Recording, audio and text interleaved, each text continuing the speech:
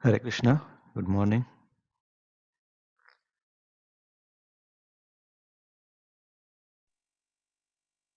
Hare Krishna, Prabhuji. Hare Krishna. I think it is, who's that? Chitramalini Mataji is supposed to read?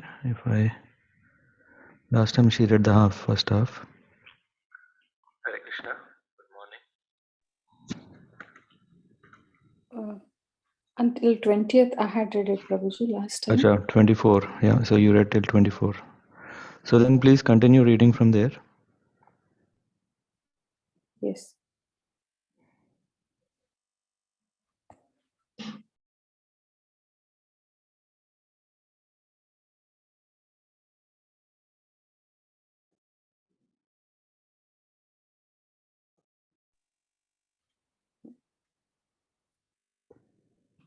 Om Namo Bhagavate Vasudevaya. Om Namo Bhagavate Vasudevaya. Bhagavate Vasudevaya. Chapter 31, text 24. The child thus falls on the ground, smeared with stool and blood, and placed just like a worm germinated from the stool. He loses his superior knowledge and cries under the spell of Maya. After coming out of the abdomen, the child is given to the care of persons who are unable to understand what he wants, and thus he is nursed by such persons. Unable to refuse whatever is given to him, he falls into undesirable circumstances. Laid down on a foul bed, infested with sweat and germs, the poor child is incapable of scratching his body to get relief from his itching sensation, to say nothing of sitting up, standing, or even moving. In his helpless condition, gnats, mosquitoes, bugs, and other germs bite the baby, whose skin is tender, just as smaller worms bite a big worm. The child, deprived of his wisdom, cries bitterly. In this way, the child passes through his childhood, suffering different kinds of distress, and attains boyhood. In boyhood, also, he suffers pain over desires to get things he can never achieve, and thus, due to ignorance, he becomes angry and sorry. With the growth of the body, the living entity, in order to vanquish his soul, increases his false prestige and anger, and thereby creates enmity towards similarly lusty people. By such ignorance, the living entity accepts the material body, which is made of 5 elements, as himself. With his misunderstanding, he accepts non permanent things as his own and increases his ignorance in the darkest region. For the sake of the body, which is a source of constant trouble to him, and which follows him because he is bound by ties of ignorance and fruitive activities, he performs various actions which cause him to be subjected to repeated birth and death. If therefore the living entity again associates with the path of unrighteousness, influenced by sensually minded people engaged in the pursuit of sexual enjoyment and the gratification of the palate, he again goes to the hell as before. He becomes devoid of truthfulness, cleanliness, mercy, gravity, spiritual intelligence, shyness, austerity, fame, forgiveness, control of the mind, control of the senses, fortune, and all such opportunities. One should not associate with a coarse fool who is bereft of the knowledge of self realization and who is no more than a dancing dog in the hands of a woman. The infatuation and bondage which accrue to a man from attachment to any other object is not as complete as that resulting from attachment to a woman or to the fellowship of men who are fond of women. At the sight of his own daughter, Brahma was bewildered by her charms and shamelessly ran up to her in the form of a stag, and when she took the form of a hind. Or amongst all kinds of living entities begotten by Brahma, namely men, demigods, and animals, none but the sage Narayana is immune to the attraction of Maya in the form of woman. Just try to understand the mighty strength of Maya in the shape of woman. who by the mere movement of her eyebrows can keep even the greatest conquerors of the world under her grip. One who aspires to reach the culmination of yoga and has realized his self by rendering service unto me, should never associate with an attractive woman, for such a woman is declared in the scripture to be the gateway to hell for the advancing devotee. The woman created by the Lord is the representation of Maya, and one who associates with such Maya by accepting services must certainly know that this is the way of death, just like a blind well covered with grass. A living entity who, as a result of attachment to a woman in his previous life, has been endowed with the form of a woman, foolishly looks upon Maya in the form of a man, her husband, as the bestower of wealth, progeny, house, and other material assets. A woman, therefore, should be consider her husband, her house, and her children to be the arrangement of the external energy of the Lord for her death, just as the sweet singing of the hunter is death for the deer. Due to his particular type of the body, the materialistic living entity wanders from one planet to another, following fruitive activities. In this way, he involves himself in fruitive activities and enjoys the result incessantly. In this way, the living entity gets a suitable body with a material mind and senses, according to his fruitive activity. When the reaction of his particular activity comes to an end, that end is called death. And when a particular type of reaction begins, that beginning is called birth. When the eyes lose the power to see color or form due to morbid affliction of the optic nerve, the sense of the sight becomes deadened. The living entity, who is the seer of both the eyes and the sight, loses his power of vision. In the same way, when the physical body, the place where perception of object occurs, is rendered incapable of perceiving, that is known as death. When one begins to view the physical body as one's very self, that is called birth. Therefore, one should not view death with horror, nor have recourse to defining the body as soul, nor give way to exaggeration in enjoying the bodily necessities of life. Realizing the true nature of the living entity, one should move about in the world free from attachment and steadfast in purpose. Endowed with right vision and strengthened by devotional service and a pessimistic attitude towards material identity, one should relegate his body to this illusory world through his reason. Thus, one can be unconcerned with this material world. Hare Krishna. Hare Krishna. Thank you very much, Ratikeli Mataji. How was it? Yeah, too much. Too much. What you liked the most? Yeah, how we get entangled again and again Mm-hmm. and forgetting the main source. Mm-hmm. Yeah, and I asked you once also about this, the woman and the male, Mm-hmm. whether they are also counted in the species 8,45,000 million, because according to Srila Prabhupada, yeah, they are highly intelligent, and so the opportunities got to the male devotee are more than the better than the female devotee. So I was thinking whether these are also included in the species of those millions. Who are they, male or female or both? Female and male. Male are more intelligent than female. Yeah, Female yeah. are less intelligent. Yeah, less intelligent. So I was considering they are also considered in those species. Another species. Yeah. They are considered. Even to level of Brahma, it's considered. Yeah. Okay, let's begin. Thank you. अज्ञानतिमिरान्धस्य ज्ञानाञ्जनशलाकया चक्षुरुन्मीलितं येन तस्मै श्रीगुरवे नमः.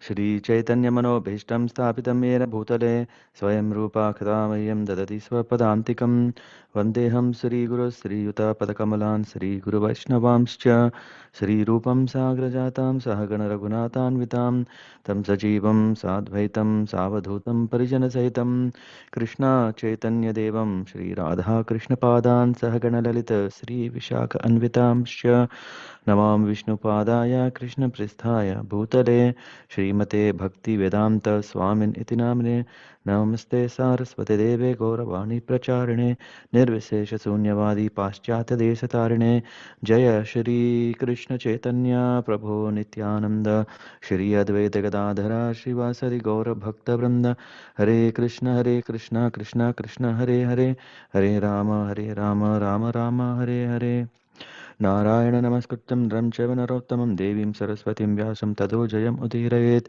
नष्टप्रायेषु अभद्रेषु नित्यं भागवतसेवया भगवति उत्तमश्लोके भक्तिर्भवति नैष्टिकी कृष्णाय वासुदेवाय देवकीनन्दनाय च नन्दगोपकुमाराय गोविन्दाय नमो नमः ॐ नमो भगवते वासुदेवाय ॐ नमो भगवते वासुदेवाय ॐ नमो भगवते वासुदेवाय Thank you very much for joining for this wonderful morning. We have been reading Śrīmad-Bhāgavatam. We have reached third canto, and we are almost close to finishing the third canto. And I think we took good amount of time just for this one chapter. The Lord, Lord Kapla's instruction on the movement of the living entities. And then we go to this second part of the continuation where Radhikali Siddhi Mataji was reading, and while she was reading, it was like sometimes a film reel. I don't know if you have seen, if the film reel would be moving at a faster speed, yeah, showing as a kind of a trailer. Yeah, this chapter can suffice that need of kind of a trailer to understand how a life can be. That there is no exception. There is no exception as long as we have taken a form, whether it is a human form, non-human form. If we took a form, then this is the whole process that's going, and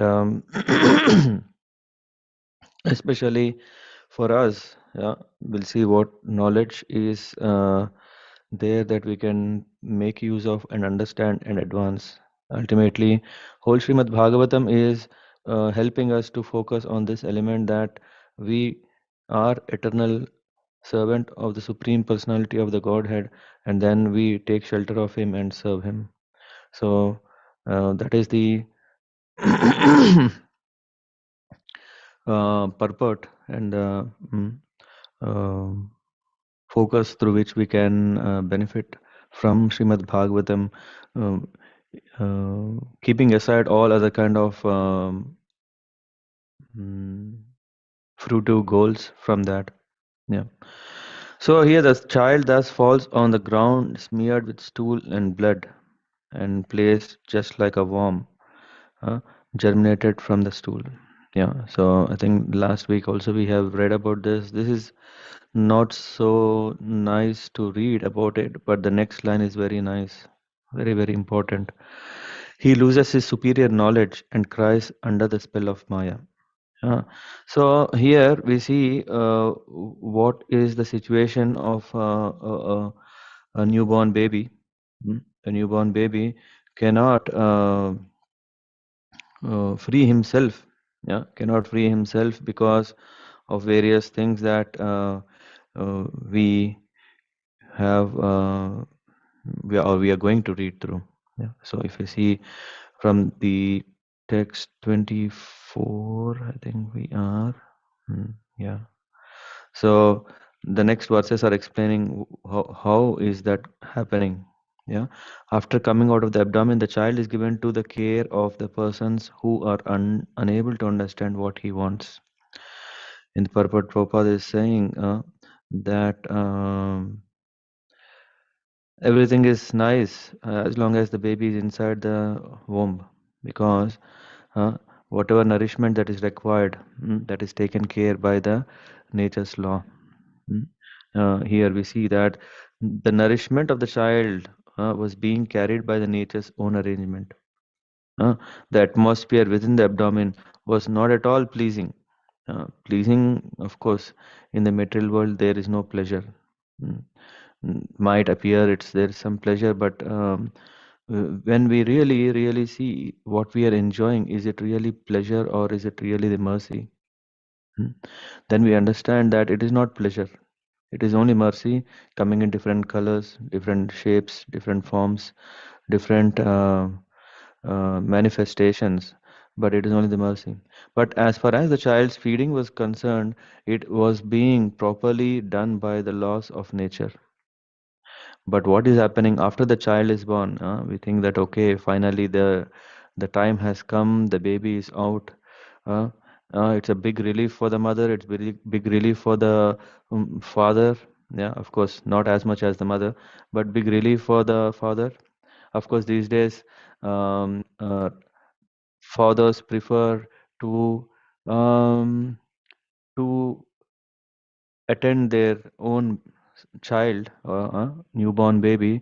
Um, Maybe it's better that the mother and the child can stay at their mother's place, so that yeah, come on, it's too exhaustive to stay all night awake, and the child, we don't know, we lost that knowledge of what signals the child or the baby is giving to know what the child really needs. And so better when the child is in a position that he can sit. I think that is the time where I can really get into the business of child care. So anyway, that's not the main point here. The point here is, but upon coming out of the abdomen, the child falls into a different atmosphere. This atmosphere is even more very, very bewildering for the child and for the parents. Uh, and the parents struggle to understand what the child wants, and the child is not in a position to communicate what he wants. So sometimes the child cries for the mother's breast, but because the nurse thinks that this is due to the pain in the stomach, he's given some medicine. And the child does not want it, but he cannot refuse it. He is put in a very awkward circumstances, and suffering continues. So here, um, yeah, so that is just the reality. That's why, I mean, we see that I think there is also in purport or in the translation says that child is born crying and suffering. That is given. Yeah, that is given in whatever circumstances he might be.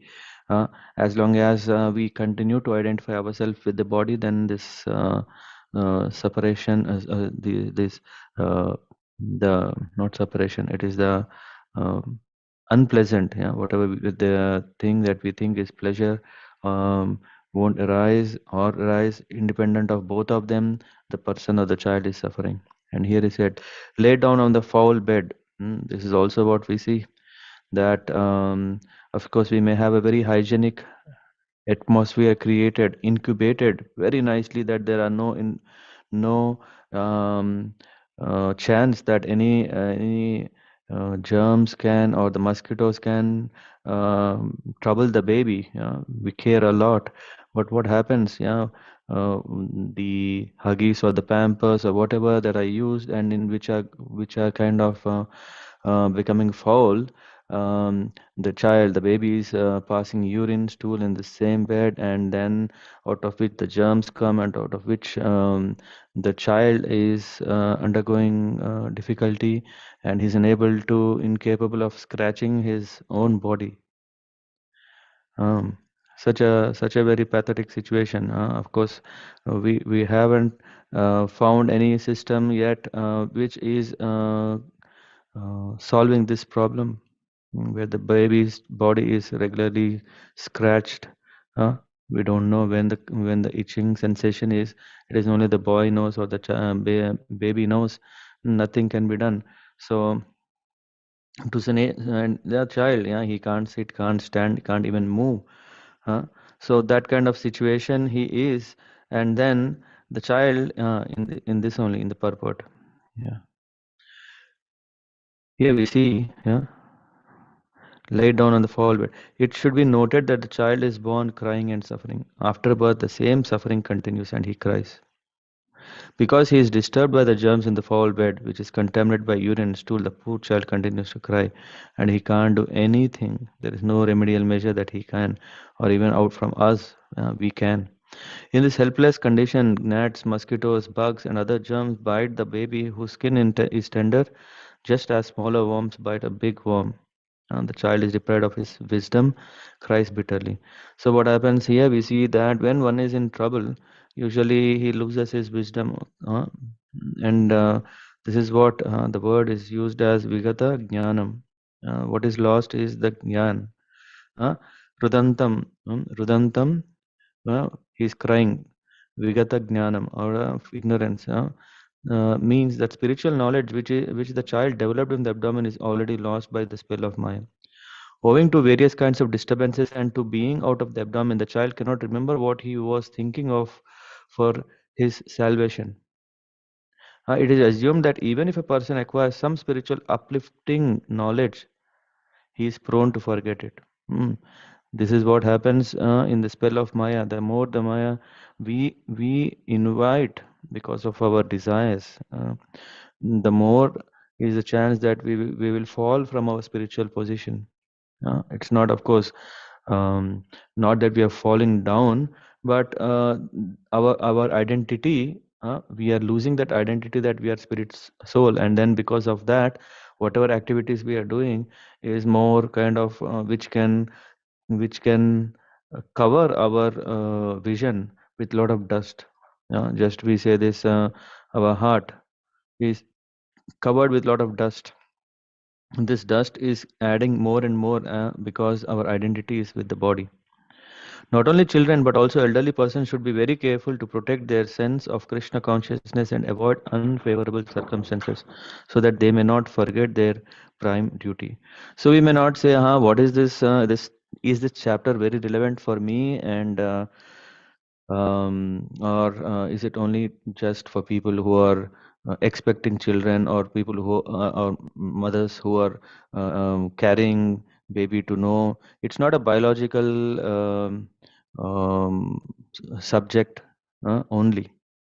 uh, it is a kind of a holistic understanding of how a living entity is entering the world and what circumstances he faces. And we are not special, or we are not outside this space, or we are part of that scope. Yeah, we have.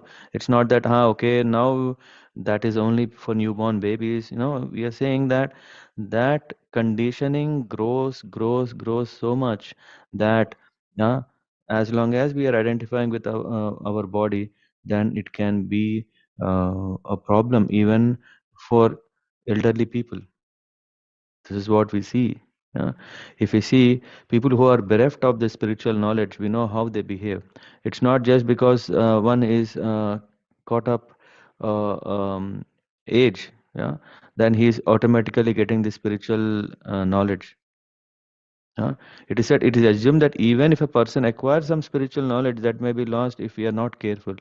And not only children, but also elderly people should be very careful to protect their sense of Krishna consciousness. And then this is a big problem. It is such a big problem that if we talk about, is there any problem in this world, it is this one. Not understanding who we really are, not understanding what should we really do. And because we don't know all this, it is not so easy to know, because we don't know how to, or we didn't we don't we didn't give value to this kind of knowledge, considering it is something fake or not real or suspicious. Yeah, then we turn to so much material knowledge. And then because of this material knowledge, what we are doing is we are constructing so many things, building so many things, and then start to identify with that. Just like a child, a baby, when a baby is born, uh, when a baby is born, slowly we start seeing the baby starts thinking, hey, his toys are his toys. If someone is taking, then he starts crying. Why? Because he starts identifying the thing. And similarly, he starts, I mean, when elderly people, they start identifying with their extended families or extend our family. I mean, this is called extended body. One body is this, which is we are maintaining directly, and then there is also something that we with our social association we are supporting, and we consider that is also a part of our body, which we usually call as family. And in this process of caring, and then what is happening? We don't know why are we caring? Are we giving right thing to them? Yeah, sometimes if someone is coming and asking, can you please give me some money? Yeah, we are thinking 10 times, isn't it? Will this beggar is going to use this money properly, or will he smoke, or will he drink alcohol? Let me not give money. Similarly, are we doing the same thing when we are supporting our family? For what cause are we helping or supporting? Is it good for them? If not, is it really should be given? So many things we don't consider. We just think, okay, no, no, no, they are family, we are family, and then we have this um, social what do we call responsibility or social obligation, or no, not even that. Even I have so much attachment. Not even duty, not responsibility. I have myself so much attachment to my family, and then what is happening in this process? What we do is we are uh, leading people around us because of lack of our own spiritual knowledge. We also making everyone also suffer from that. So in that way, we are even taking a very bigger responsibility of spoiling um, others around us, because we ourselves don't know what is right. And I think there is a purport in where uh, Srila Prabhupada is giving the example from Bhagavatam that a blind man is helping a blind man, another blind man. So in that way, what is happening? Both will end up in a well, because so this is very important. At least for us, we should understand how important it is that to protect Krishna consciousness. We should be very careful their sense of Krishna consciousness and avoid unfavorable circumstances so that they may not forget their prime duty. And the prime duty, that is very important. Very, very important. It's not about how much knowledge we have acquired. We can keep on getting, there is no problem, as long as when we know that we are using everything for our prime duty to become a servant, and the servant of the servant of the Lord. If you know that we are eternal associates of the Lord in the form of service, in the form of servitude, that we uh, um, mm, can serve the Lord, yeah, whether in this world or in the spiritual world, that when we are following, then we are on the right path. And this is also what we have to. It is our responsibility. Yeah, if we think that okay, I am father, then it's my responsibility to at least try and tell to my children that yes, this is the right path. We should do it with all logic and with all experience that we can provide, uh, and such a way that the children, when we are saying children is our next generation, our future, and everything, we want our future to be bright. And can we change everything? At least we can change something. So all these things are important, that makes us to become very serious in thinking, are we doing right things? Not just carried away how others are doing, am I also doing that? It's not a tick in the box that okay, some have purchased a wonderful car for their parents, let me buy also. Of course, if it really, of course, a car can always help, so that a car can bring one to a place where they need, and then this car can go even to a level where a social status can be attributed to it. Where say, hey, I, I, it's not a just a car. It should be a BMW or a Mercedes Benz or Rolls Royce or and when this comes, there it shows like what are we giving? Are we giving a car? Are we giving a status to it?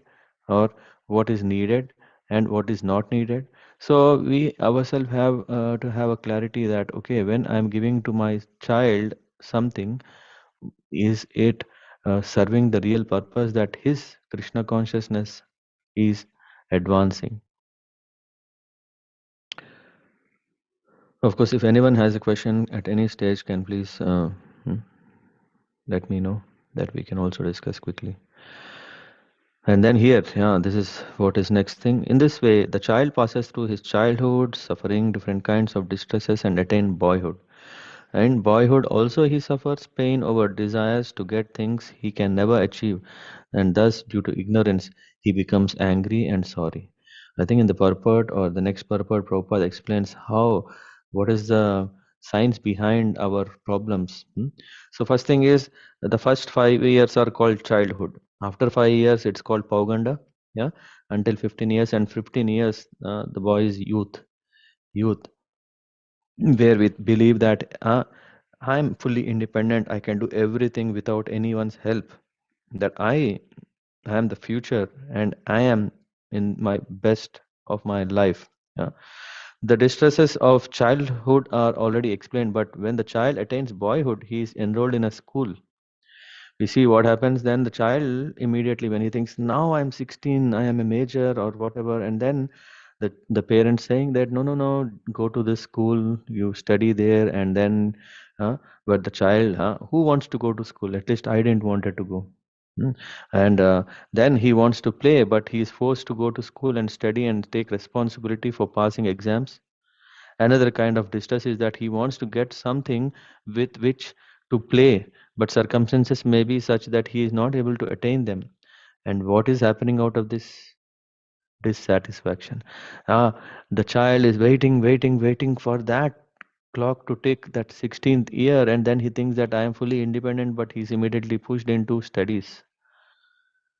And because it's not an interesting thing, yeah, it's only, yeah, it's only for as a responsibility for maintaining life and all those things, which is not really telling about the soul, not about happiness, what is true happiness, how to achieve that.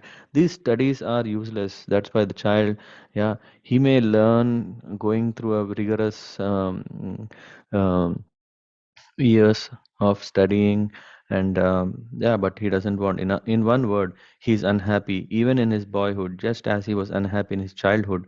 And what to speak of youth? Boys are apt to create so many artificial demands for playing, and when they do not attain satisfaction, they become furious with anger, and the result is suffering. And the next one, the next one is telling what can this lead to. Hmm? With the growth of the body, the living entity, in order to vanquish his soul, increases his false prestige and anger, and thereby creates enmity towards similarly lusty people. This is what happens.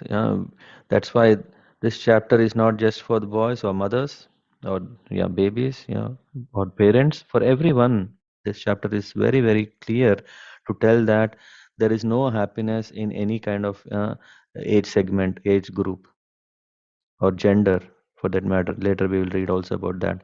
Here he says, the as the body is growing, the attachment towards the body increases, and in order to vanquish his soul, this is very interesting.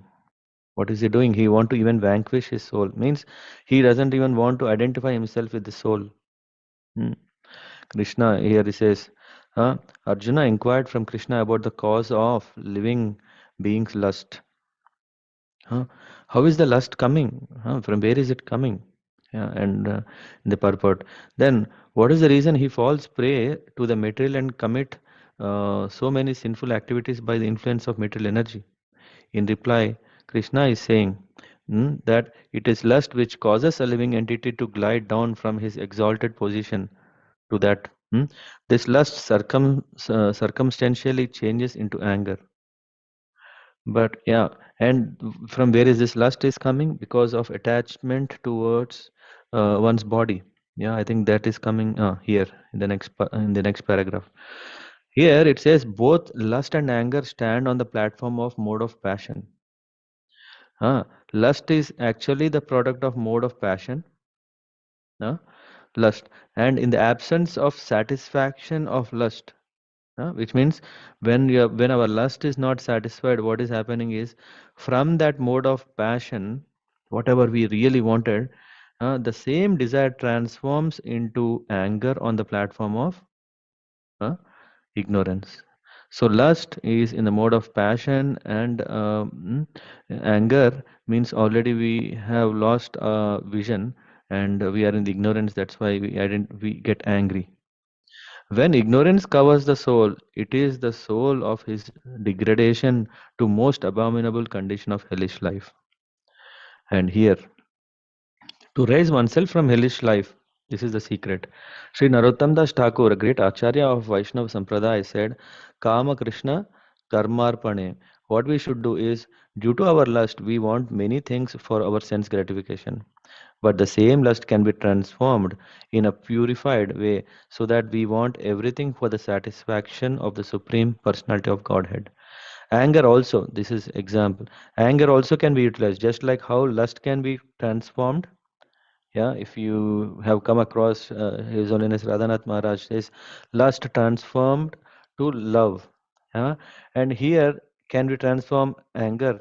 How to use anger is can be utilized towards a person who is atheistic or who is envious of the personality of Godhead. So when people are envious of the Supreme Personality of Godhead, and or if someone is just blaspheming spiritual master or seniors in our presence, if we are capable to counter, then one should use one's anger for this purpose. In this way, or if a person who has no faith in God, who is very atheistic and very loose, if one is able to um, preach successfully, properly, arguments. Yeah, if you see Prabhupada, you see why is Prabhupada calling someone rascal? It's not he is saying pleasantly, hey, you rascal, what are you doing? No, he is really strong and very angry to see that how atheistic person is losing the golden opportunity of making his life perfect by becoming Krishna conscious. So, and not only he himself is anyway lost, but he is also gathering people and making himself a leader to misguide so many people. Yeah. So the same two qualities can be utilized for the purpose of advancing in Krishna consciousness, and one can elevate himself again to his former pure spiritual position. Srila Rupa Goswami has therefore recommended that because in the material existence we have so many objects of sense gratification, yeah, in this material world, is now a question: should we really? Because come on, I see all what do we call? Mm, this mines bombs that can blast at any moment around me. So many people are there who can influence me. Should I leave everything and go to the forest? Hmm. Is it a better idea? Why to be here and get exposed and exploited and then suffering? No, Srila Rupa Goswami is saying, anyway, there are so many objects of sense gratification. The only thing is we have to use those objects for the pleasure of the Lord, which we need for maintenance of the body. We should use all of them without attachment. So using is okay.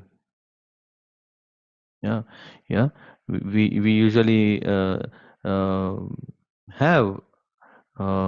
We don't have to control completely that, okay, then what to do? What about a car? Yeah, let's say, hey, if I have a Rolls Royce car, huh, a devotee should not have it. No, devotee can have it. What he has to do? He can simply offer his car uh, um, for a ride for senior Vaishnavas.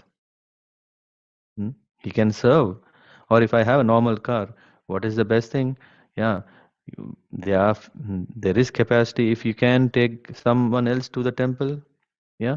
So it's not like we want to give away or give up everything and then say, okay, uh, these are all Maya or these are all entanglement. These are all no. Whatever we have, how best can we use in the service of Krishna? That is the secret. That is the secret of Krishna consciousness. It is not at all possible. It is not at all possible by controlling our mind. It's not possible by artificially um, detaching from an object for some time. But habits are so deep, they'll come back again. What is the best thing is, if we have a habit of shopping, let's do shopping for the Lord. Let's buy as many things for the Lord, so that when we are using, either we use them for the in the deity worship, or we give to someone who can use them for the deity worship. If someone is very passionate of hearing music, if I hear music, all my tensions are gone. Let's not hear all nonsensical music in the mode of passion or ignorance. We hear to the music which is transcendental or spiritual, uh, kirtans, bhajans. Huh? And not only, I mean, of course, these days we don't know sometimes what is really spiritual or what is religious or what is transcendental. Best thing is Hare Krishna Mahamantra. Hare Krishna, Krishna Krishna, Hare Hare, Hare Rama, Rama Rama, Hare Hare. And it is so nice that so many Kirtaniyas have sung this Mahamantra in so many melodies. Yeah, whichever you feel that you can absorb yourself in um in the mantra, yeah, not in the tune. Yeah, select that, keep hearing, hearing, and hearing. uh, in that way we can always absorb ourselves in this service of engaging everything. Yeah, if you have a microphone, use it for the kirtan, use it for a speech. If you have a tripod, use it for it. So in that way we can make every element of whatever we have or whatever we want to have, we can use them for Krishna. Let's, if someone is a very good having a lot of passion for cooking, yeah, what else, they're blessed, yeah, because that passion is so nice, because Krishna loves to eat. And if someone can really cook, yeah, they can really serve the Lord and his devotees very nicely. If someone is a very nice artist, not to draw anything else, but just the form of the Lord, his devotees, his dham. In that way, one can absorb all our activities can be made such a way that, yeah, we can become, what do you call, magnetized, like Krishnatized, so that everything is done. In that way, we can uh, actually renounce, and this is what is called actual renunciation, which is called yukta vairagya.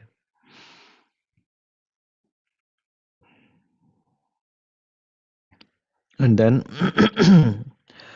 and then here comes what is the misunderstanding. I think we are talking about uh, um, here aham mameti asad graha karoti kumatir. Kumatir means foolish, yeah. Matir means one who is intelligent. Kumatir means, yeah, kumatir matim.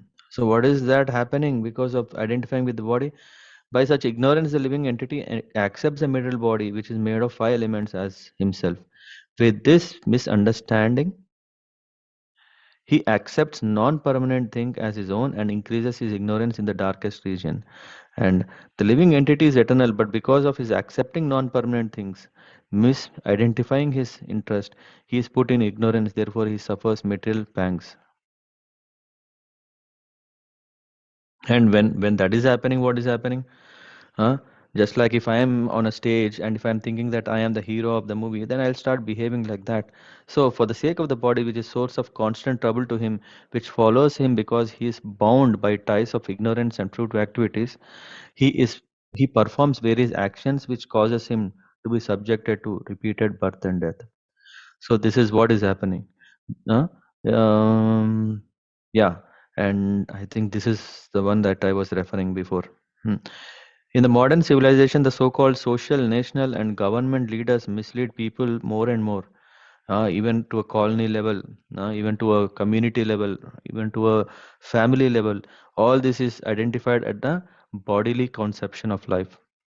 and with the result that all leaders with their followers are gliding down to hellish condition birth after birth. An example is given in Śrīmad-Bhāgavatam. Anda yadanta upaniyamana.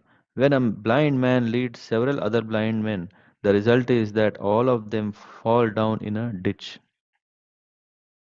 Uh, this is actually happening, and I mean, I'm reading from Prabhupada words, where we see that nowadays yoga has become so important and deep, and I mean, I don't know, after uh, after software boom, uh, and so much, I can see yoga boom has also has happened, and there are so many yoga institutes all of a sudden, just like mushrooms. Uh, every every city almost have at least one yoga center. And why in the cities? Because people are in the cities, and people who are in the cities have money, and because they have money they can spend, and because they can spend, the the yoga in studios can run. Hmm? So-called yogis who perform various bodily feats are also in the same category as such ignorant people, because the Hatha Yoga system is especially recommended for persons who are grossly implicated in the bodily conception. The conclusion that as long as one is fixed in the bodily conception, he has to suffer birth and death. So I don't know how many yoga institutes are telling this, how many yoga institutes are telling that we are not this body, how many yoga institutions are telling that we are soul and we are yoga means to connect, but to what to connect?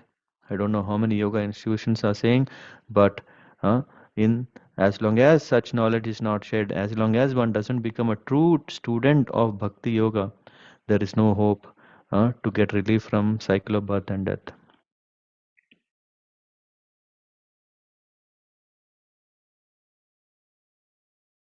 Hmm?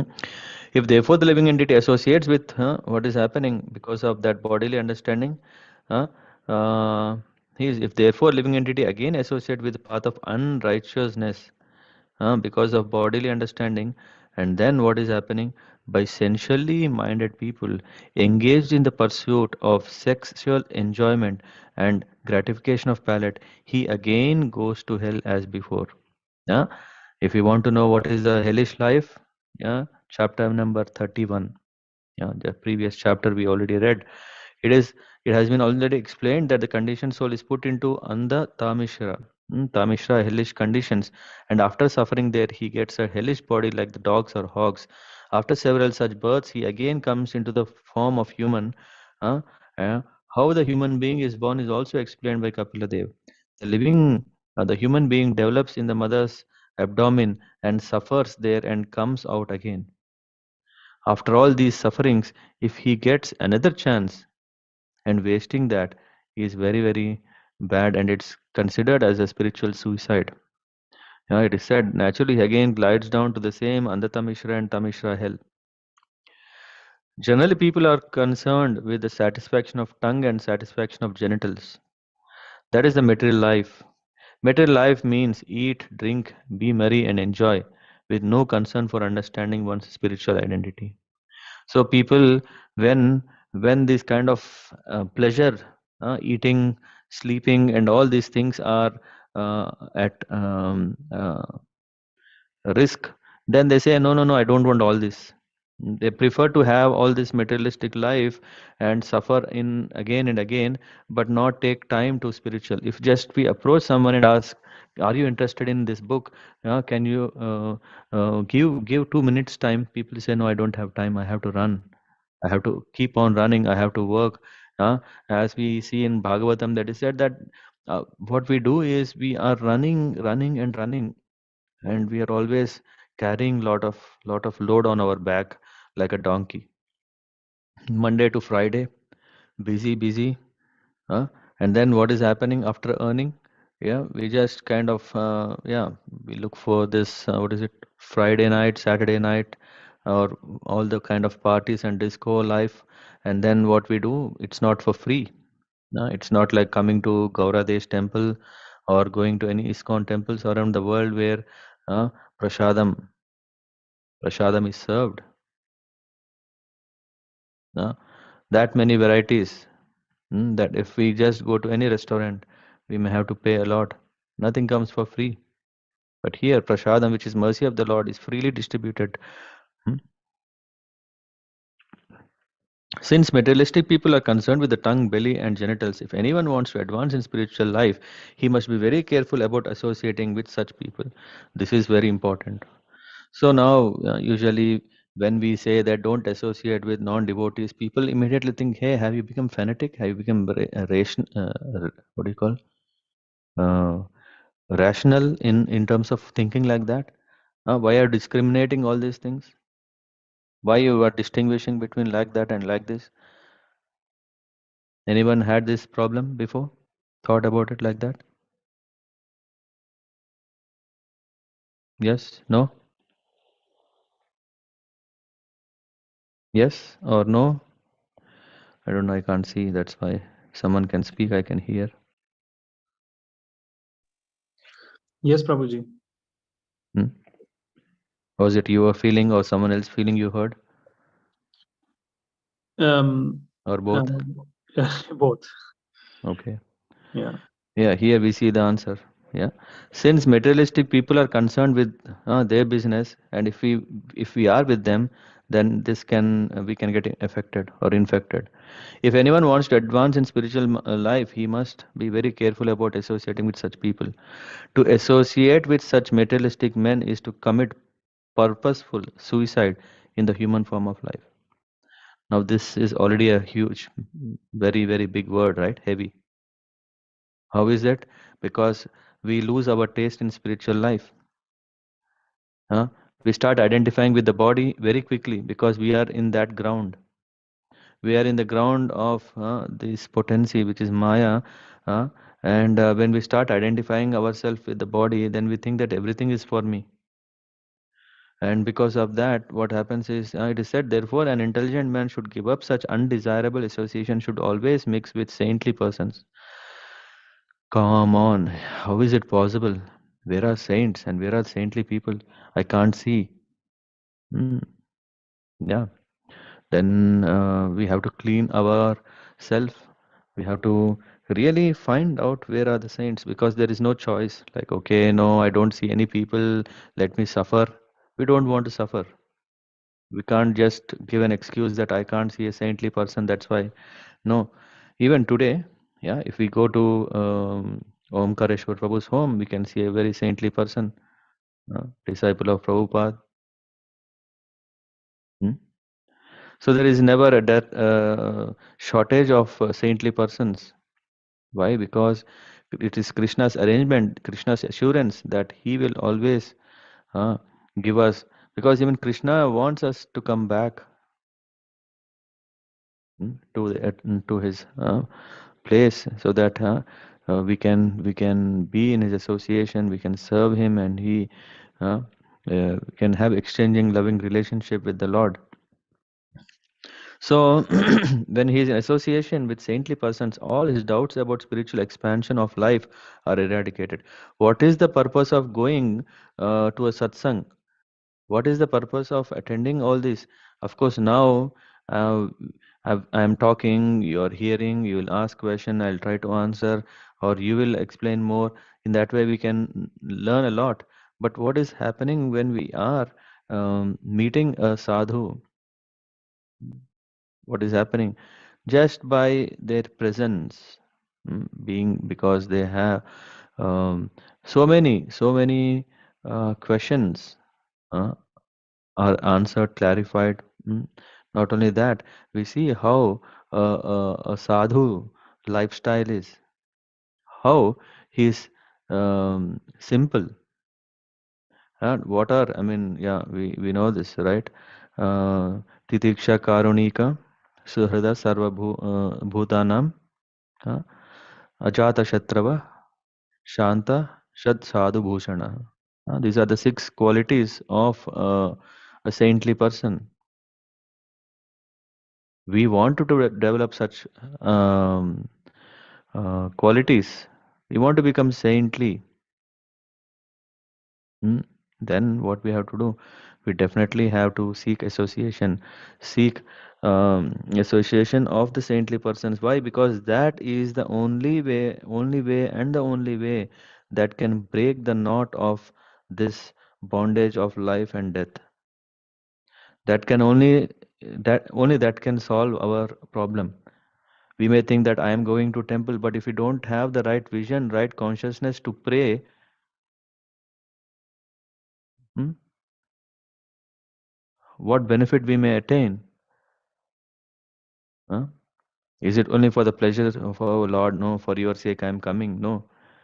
We go there so that we realize that okay, we turned our back to you, Lord. I really beg forgiveness. Please, please, I kneel down, I bow down, that I beg that my ignorance be corrected so that I can once again engage in your service.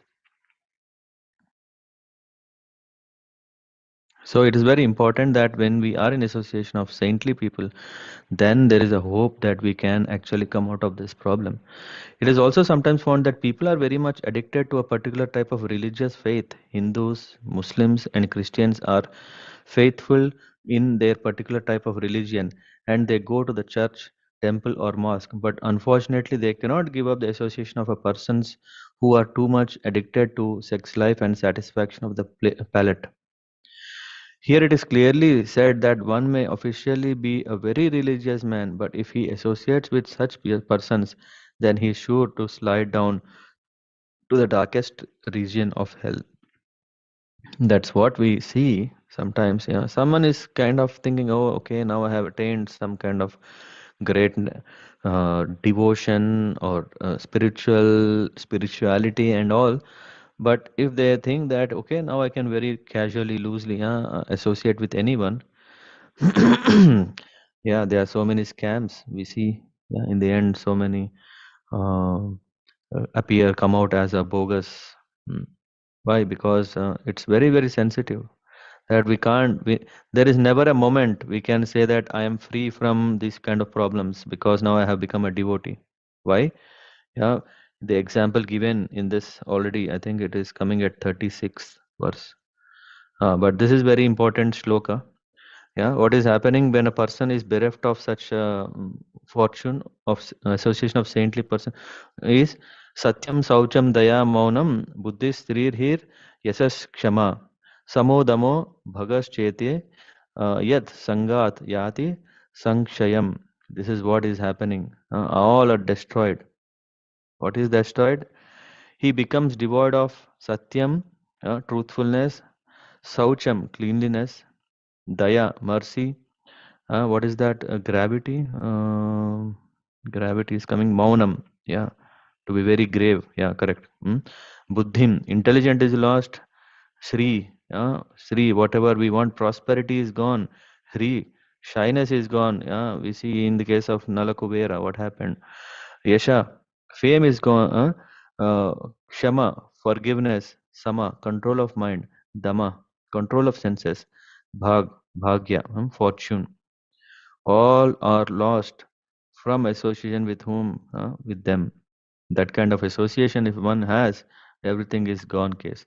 Those who are too addicted to sex life cannot understand the purpose of the absolute truth, nor can they be clean in their habits, not to mention showing mercy to others.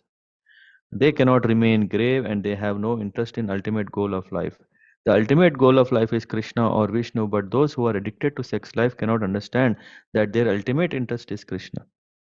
We think that ultimate interest is sex life, and because we think that everything is for sex, so we earn a lot so that we can have a very nice life. And yeah, and then we see that, oh, my sex life is not going smooth, so I have to change. That's why the divorces and datings and whatnot, so many crazy things are happening in the world because there is no satisfaction. Why? Because that cannot give satisfaction. This is the science, this is the knowledge that Bhagavatam, based on the scriptures, we can understand that will not happen. So rather than having a hope, rather than, oh, no, there can be a perfect person in the world who can satisfy me the perfect way, because I am the center of everything, so I want to make sure everything for me. That is not going to happen. Hmm. Such people have no sense of decency, and even in the public streets or public parks, they embrace each other like cats and dogs and pass it off in the name of lovemaking. Such unfortunate creatures can never become materially prosperous. Behavior like that of cats and dogs keep them in the position of cats and dogs. Huh? We, yeah, they cannot improve any material comfort condition, not to speak of becoming famous. Such foolish persons may even make a show of so called yoga, but they're unable to control the senses and mind, which is in the real purpose of yoga practice. Such people can have no opulence in their lives. Whatever we are thinking, na, that what is opulence, what is real prosperity? Yeah, prosperity is in not. Uh, I mean, I don't want to glorify a movie, but I saw somehow long back a movie that still comes to my mind. Have anyone seen this horrible movie? What is it called? Ajnabi? I think if it's actually, I think it was from an English movie. I think the concept of swapping wives for love making. I don't know if you have seen. People devise so many ways for pleasure. What a horrible condition we are in. God knows. Such people have no opulence in their lives. In a word, they are very unfortunate. So in this pleasure hunting. Actually, I thought of one day that we can have this pleasure hunting seminar.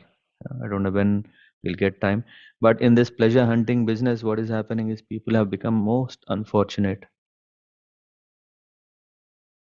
Then comes, one should not associate with a coerced fool. And who is a coerced fool? Very simple. The definition is pretty clear. Huh? Huh? Who is no more than a dancing dog in the hands of a woman. A person who is identifying his pleasure with women, he's a fool. The restriction of association with such foolish persons is especially meant for those who are in the line of advancement in Krishna consciousness. This restriction of association is very important. That is why, yeah, I was referring the other day, last Saturday, that yeah, there is this regulation for brahmacharis that they cannot be alone. They should always be together with another brahmachari, uh, so that one is helping the other to be watchful of not associating with foolish people, because this attraction can be so strong uh, that one can fall down. One may think, hey, why to artificially practice? It is not artificial practice, it is real practice. Yeah, if someone is want to become a expert cricketer, on day one he is not expert, but he is practicing against all odds every day, morning and evening. He is going out for nets and then he is practicing. It's not artificial practice, it is a real practice to become a real cricketer. Similarly, when someone is practicing brahmacharya, uh, in that, when he is, people may think why he is sacrificing everything artificially. No, the mind wants them, the body wants them, the soul asks. All this is nonsense. Uh, these are all disturbing conditions against which one is practicing. So the restriction of association with such foolish persons is especially meant for those who are in the line of advancement in Krishna consciousness.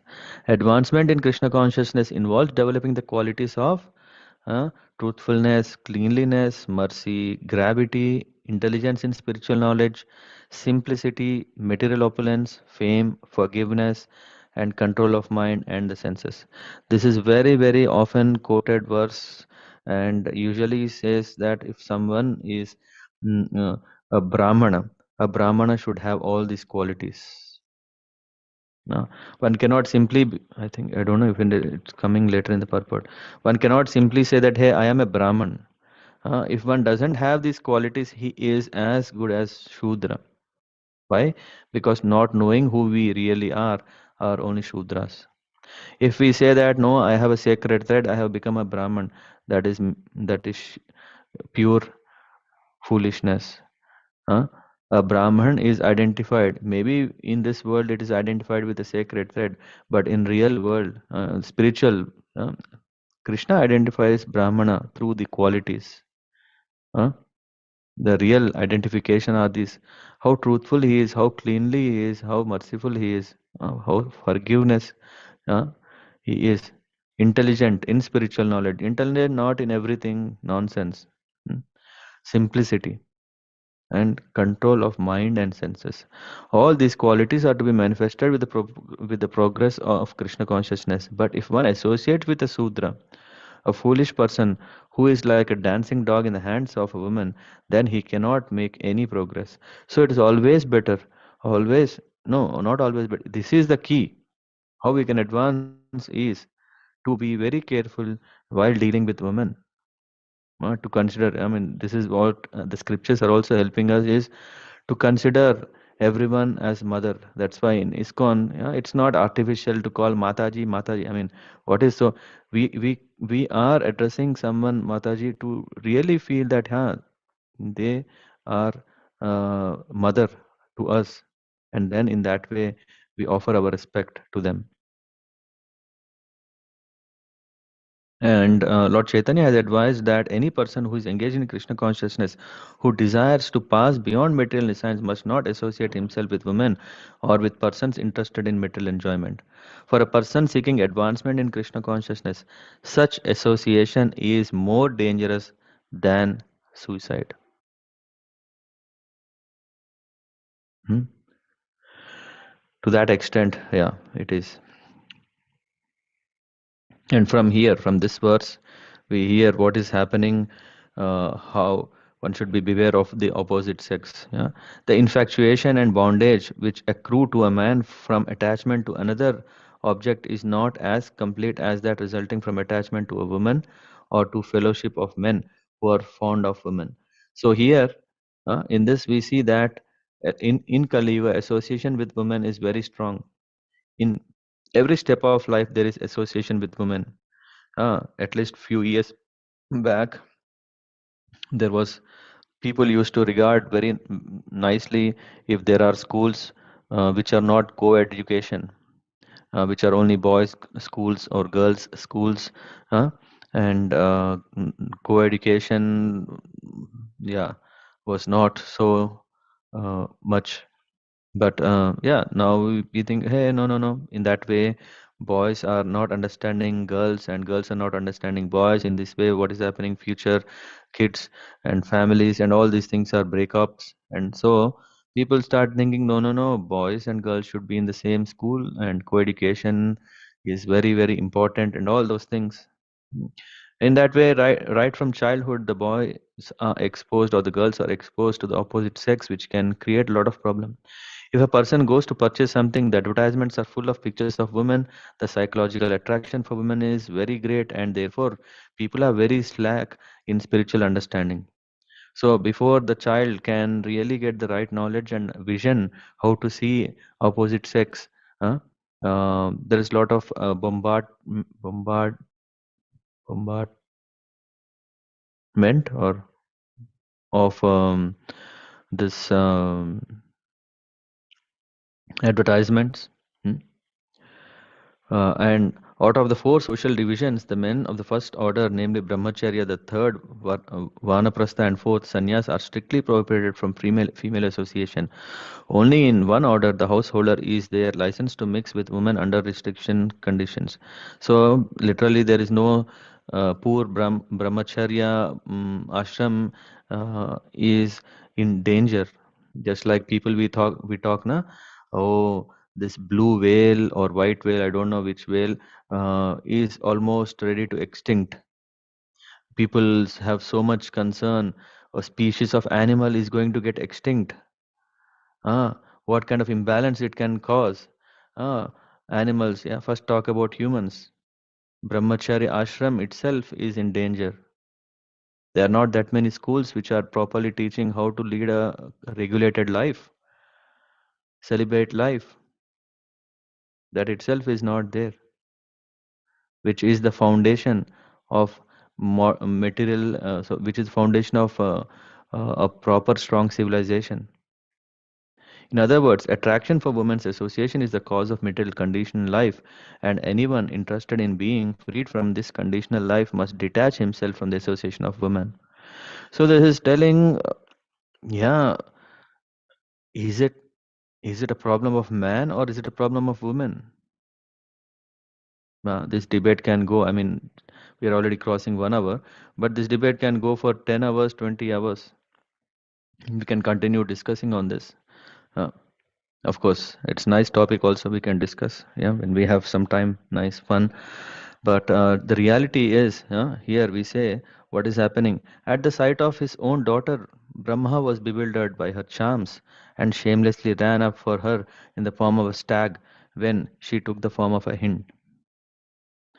Here, Lord Brahma being captivated by the charms of his daughter and Lord Shiva being captivated by the Mohini Murti of the Lord are specific instances which instruct us that even great demigods like Brahma and Lord Shiva, what to speak of ordinary conditioned soul, are captivated by the beauty of woman.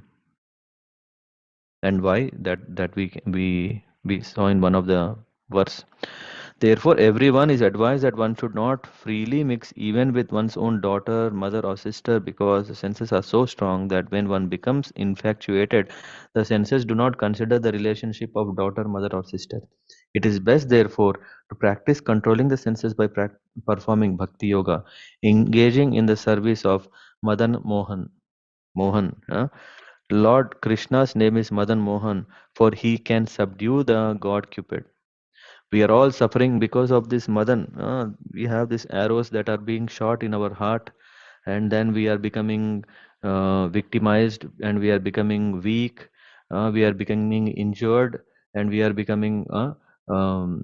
falling. No, but how to avoid these arrows? How to get protection from these arrows? Uh, by taking shelter of Madan Mohan, taking shelter of that for who had subdued Cupid.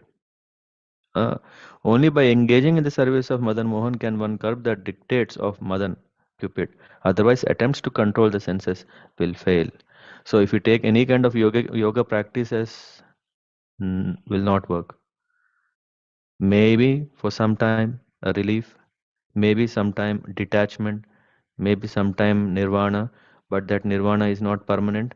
Again, a fall down will happen unless we come to this understanding by taking the support of that Lord who has subdued, hmm, who can dictate the Madan, then we can be successful.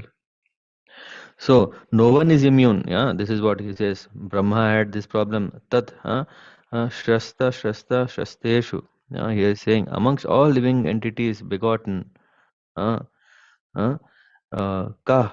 Indeed, no one can escape.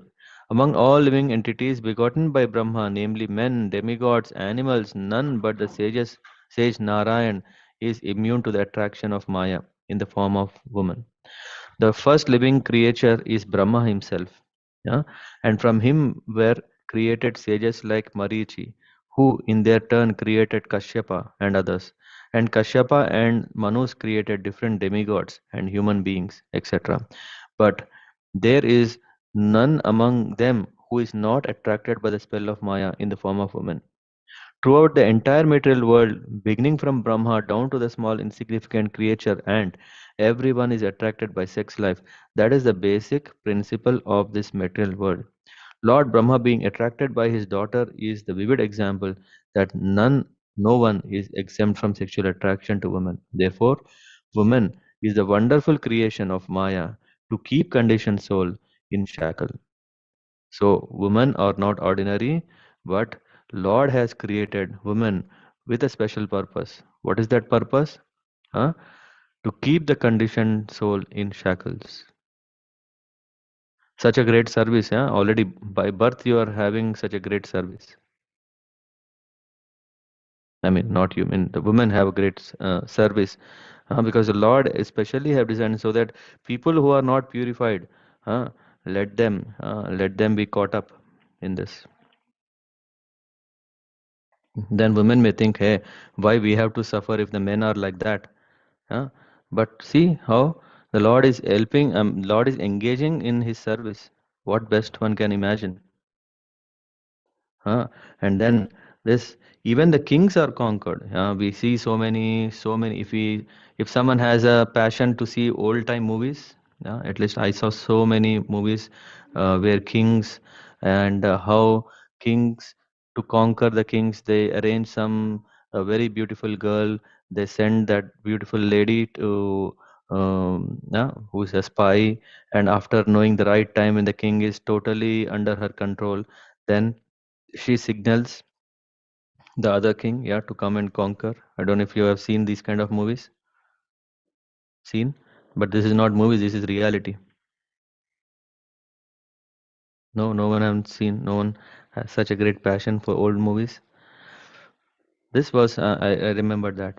There are many instances in history of the world of great conquerors being captivated by the charms of Cleopatra. One has to study the captivating potency of women and man's attraction for that potency.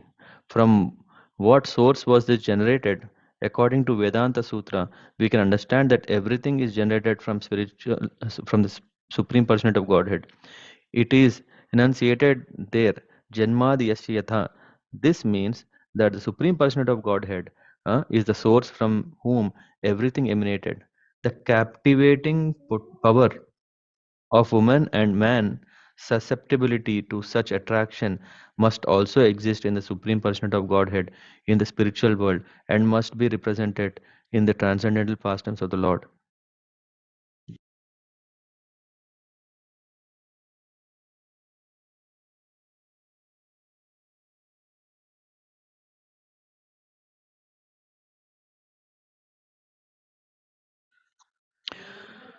So the Lord, is the supreme person, the supreme male. As a common male wants to be attracted by a female, that propensity similarly exists in the in the supreme personality of Godhead. He also wants to be captivated by such womanly attraction. Would he be attracted by any material woman? It is not possible. Even persons who are in this material existence can give up womanly attraction if they are attracted by the supreme Brahman. Such was the case with Haridas Thakur. So we know this example of Haridas Thakur, that a beautiful prostitute tried to disturb Haridas Thakur, but Haridas Thakur was not captivated. Rather, he turned the prostitute into a great devotee by his transcendental association. Therefore, this material attraction certainly cannot attract the Supreme Lord. When he wants to be attracted by woman, he has to create such a woman from his own energy. That woman is Radharani. It is explained by Goswamis that Radharani is the manifestation of the pleasure potency of the Supreme Personality of Godhead. When the Supreme Lord wants to derive transcendental pleasure, he has to create a woman from his internal potency. Thus, the tendency to be attracted by womanly beauty is natural because it exists in the spiritual world. This is a root. This is a root cause. In the material world, it is reflected pervertedly, and therefore there are so many inebrities. Hmm. Instead of being attracted by the material beauty, if one is accustomed to being attracted by the beauty of Radha Rani and Krishna, then the statement of Bhagavad Gita, Param Drishtva Nivartate, holds true. When one is attracted by the transcendental beauty of Radha and Krishna, there is no longer he is no longer attracted by material feminine beauty. That is the special significance of Radha Krishna worship. That is testified by Yamunacharya. He says, since I have become attracted by the beauty of Radha and Krishna, when there is attraction for a woman or a memory of sex life with a woman, I at once spit on it and my face turns in disgust. When we are attracted by Madan Mohan and the beauty of Krishna and his concerts, then the shackles of conditioned life, namely the beauty of material woman, cannot attract us. This is the secret. If we really want a way out, when we see that, okay, when such a kind of tight chain, a very strong chain is there in this material world due to which I am ready to kind of come again and again, there is no escape. No, there is a escape. when we engage ourselves in Krishna consciousness. I don't know if I need, I think, more time. Shall I split it, or shall we quickly go through that? I think we have still, I think, maybe 10 verses. What do you all prefer?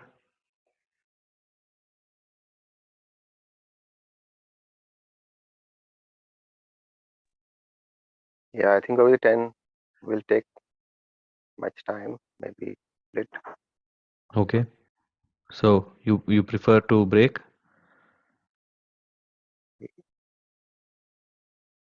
Yeah, I mean, you don't have to feel shy or hesitant. What do you say? Yeah, what about others?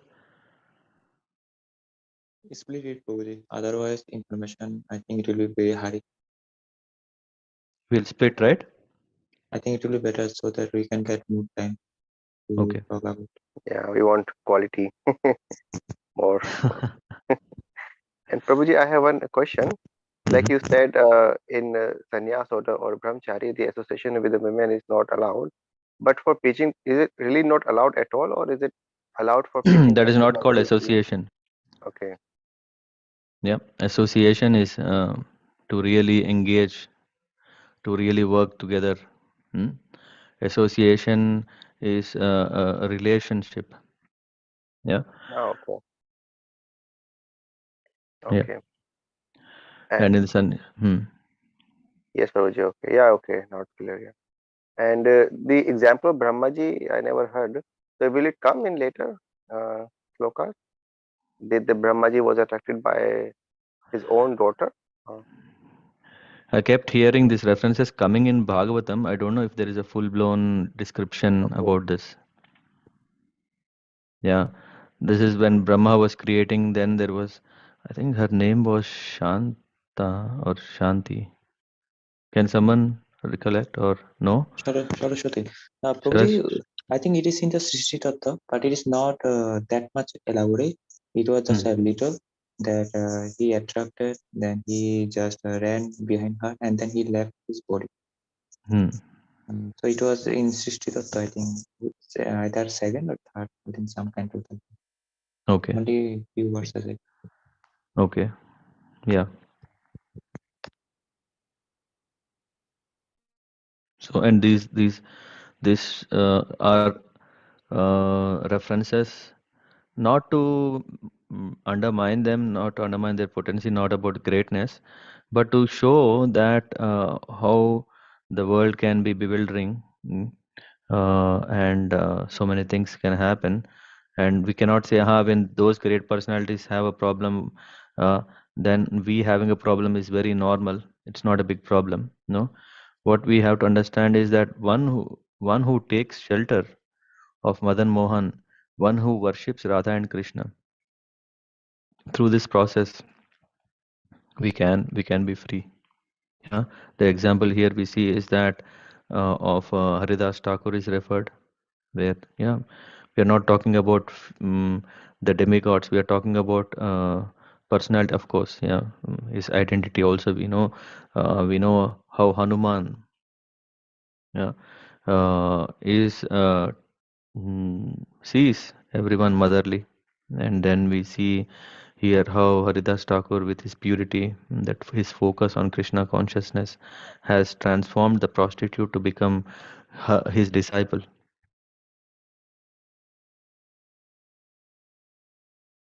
Yeah.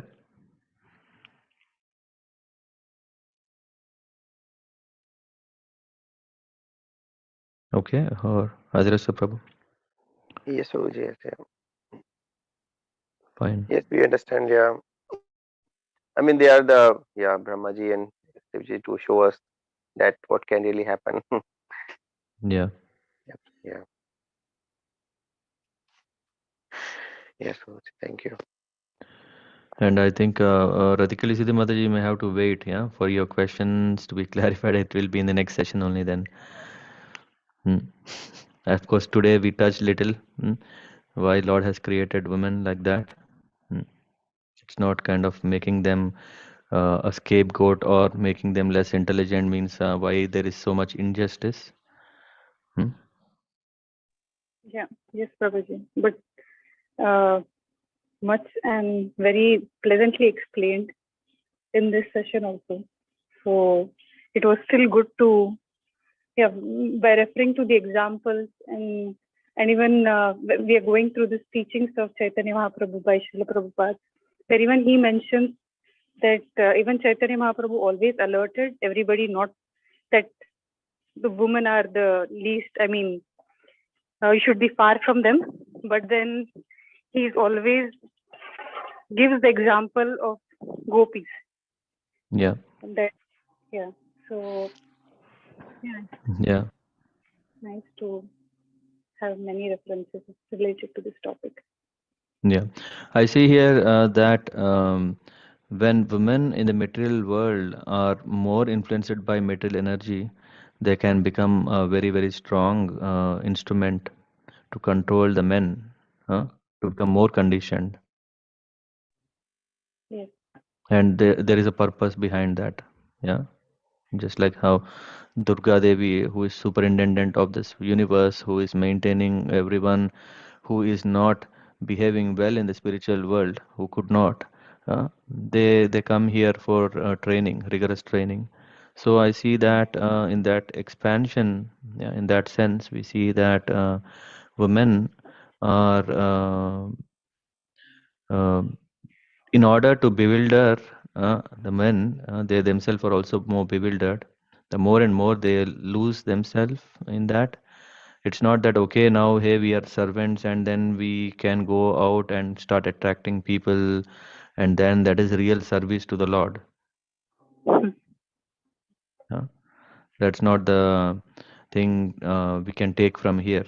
Thinking that, okay, I am already by birth, yeah, I have this qualification, and that is the Lord is created that this Maya, and I am the Maya, so let me do whatever. No, but then what is happening is that is the constitutional position, yeah. But then there is also like, okay, how do we want to be in this? Because it is said that if a man is attracted to a woman, in the next life he will become a woman, and if a woman becomes attracted to a man, and she may become a man. Do we want to be in any of this business? A woman, if she is getting attracted more and more, then what is happening?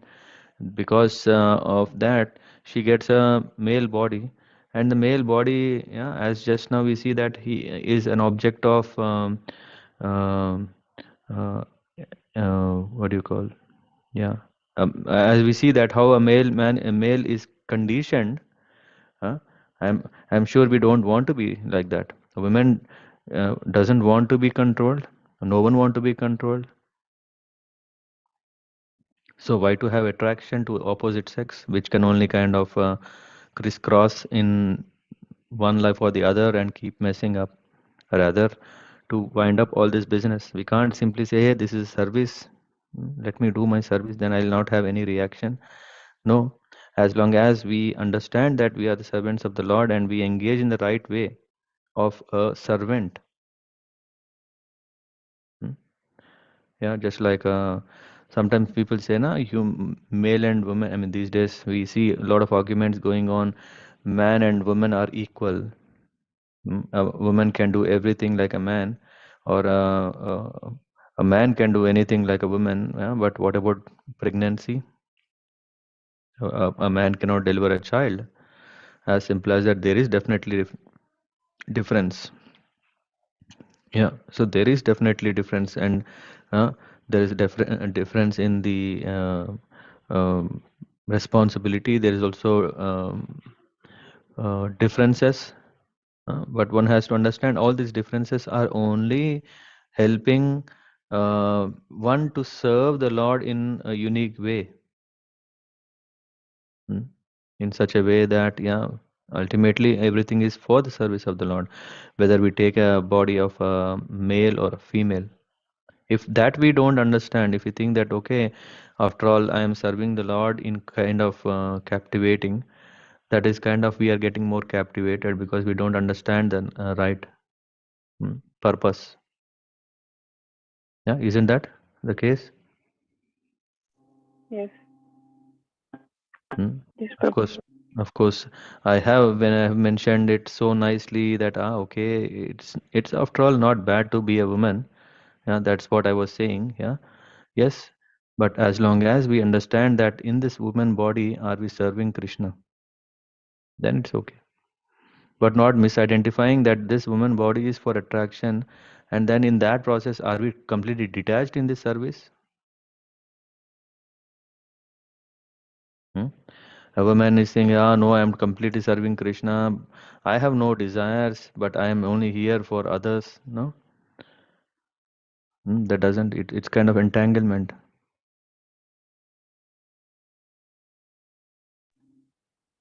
Yes.